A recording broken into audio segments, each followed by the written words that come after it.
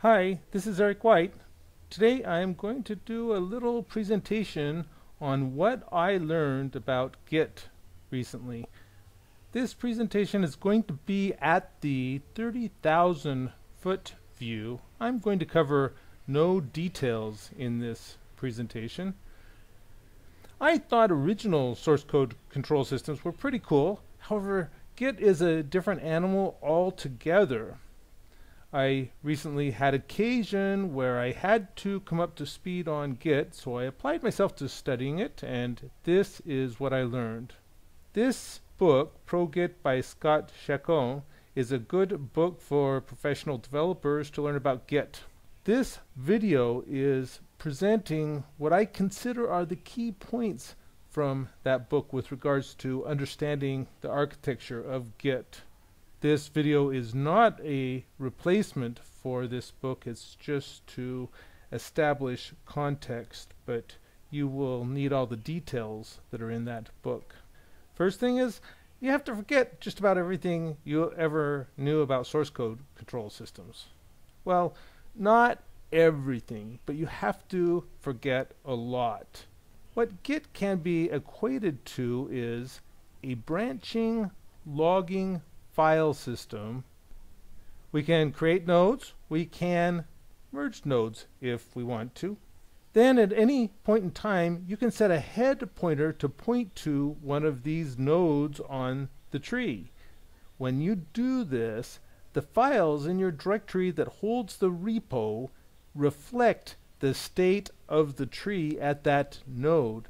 This is the magical thing about Git. You have this ability to move the state of your file system backwards and forwards in time and to any node on one of these branches.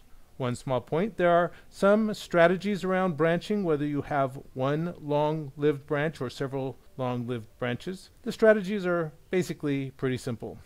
One special thing about this branching logging file system, you want to introduce nodes very deliberately, and that's why there is a two-stage process to create new nodes. You first stage which files are impacted by the new node, and then you group them together and you commit those staged files. This instructs Git to create a new node on the tree. One more interesting point. In addition to being a branching logging file system, you can associate metadata with these nodes in the tree. This metadata consists of information such as author, committer, date, description, and so on. There are all kinds of ways where you can query this branching logging file system based on this metadata. You can find out nodes that were put together by a particular author on such and such a date in such and such a branch, and so on. There are a lot of ways to query this data. As I mentioned, branching is easy and merging is easy. Git has tools that if you haven't caused a conflict, then merging is basically painless.